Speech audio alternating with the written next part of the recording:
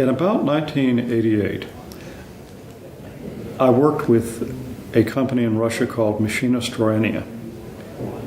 And we launched together, they did all the work, we did the marketing, a radar remote sensing satellite. It weighed 18 tons, and it was the first private commercial radar satellite. And this satellite was called Almaz. And I asked them, why do you call it Almaz? And they said, Almaz is the Russian word for diamond. And we have many subcontractors, and these subcontractors are like the facets in a diamond that we have polished into a complete system. So later on, in 1993, I sold one of these capsules, which we discovered in their inventory, to Ross Perot, the Perot Foundation, and he put it into the Smithsonian Museum.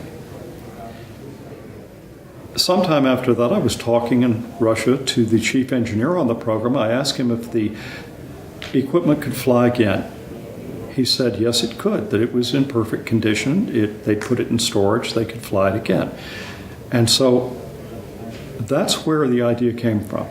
And I wrote a contract with them that gave me the right to either sell these as museum pieces to a museum or to refurbish them and fly them into space. Now, I think that they probably thought that I was going to sell them to a museum, because that's what we'd done. The spacecraft is now in the Smithsonian in Washington, D.C.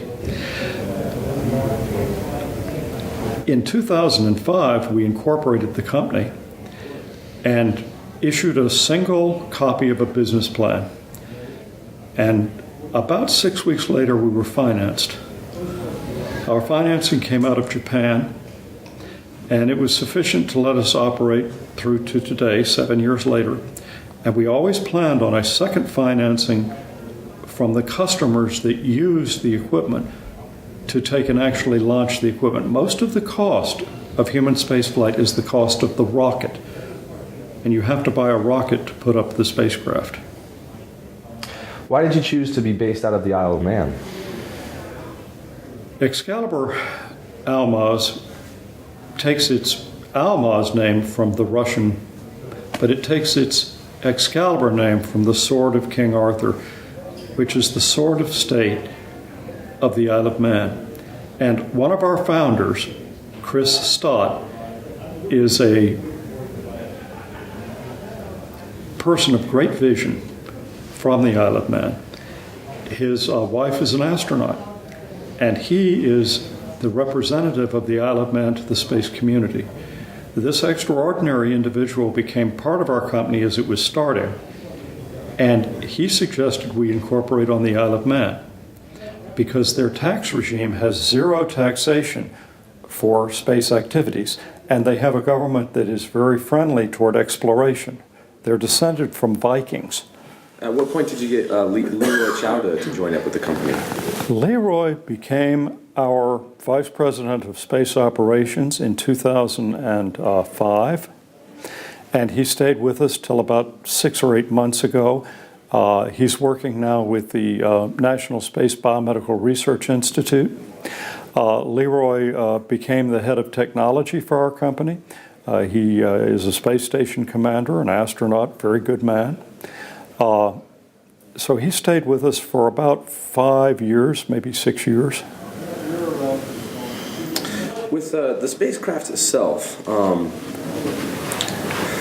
what sort of work went into refurbishing the interior, and especially the control mechanisms from the old analogs into a digital control system?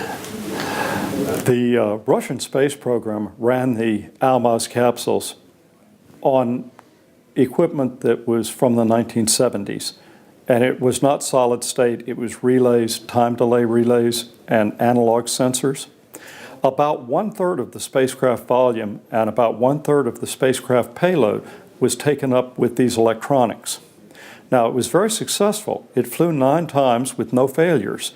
The only failure was from one time the launch vehicle blew up, but the capsule survived. Its emergency escape system worked. But it's not reasonable to use these computers that are made out of relays and these old communications units that are, old. I think they had tubes in them. So we're replacing this with space-qualified computers, space-qualified digital sensors and positioning equipment, and with state-of-the-art communications display and controls. As a result, we have about 500 kilograms more lift capacity in the spacecraft because we don't have all of the old equipment.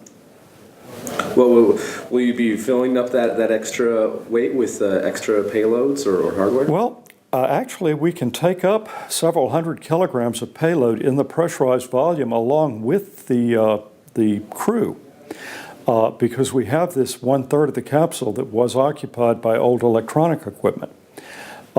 The important thing is just to keep the center of gravity in the same place so it flies exactly the same way.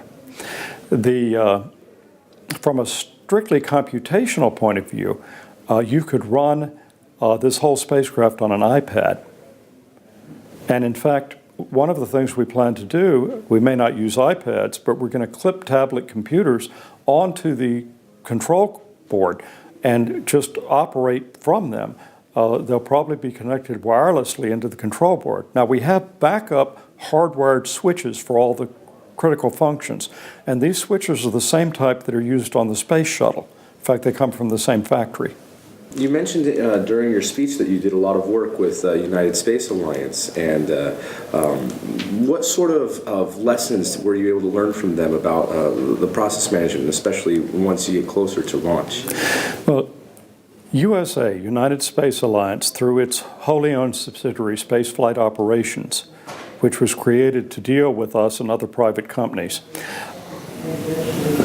They were our very first U.S. subcontractor, and we had a broad-ranging agreement with them to try and learn all of the lessons that could be learned from their many years of operating the American space shuttle system. They have they're going out of business now, they have a unique quality, a unique culture of safety, and they know how to do all of the things that it takes to fly an extremely complex, reusable spacecraft when human lives depend on it. And we wanted to learn all of the things from them that could be applied to our capsule shuttle that will be operating 10, 15, maybe 20 times. The space shuttle's operated about 30 to 35 times, and we may be able to do that. But right now we think we can definitely do at least 15 trips. So our capsule's really a shuttle. It just has only about 1% of the parts of the space shuttle. So we wanted to learn all the configuration management, data management, reliability, the management control. There's a culture there that leads to safe operation, and that's what we were trying to get from USA.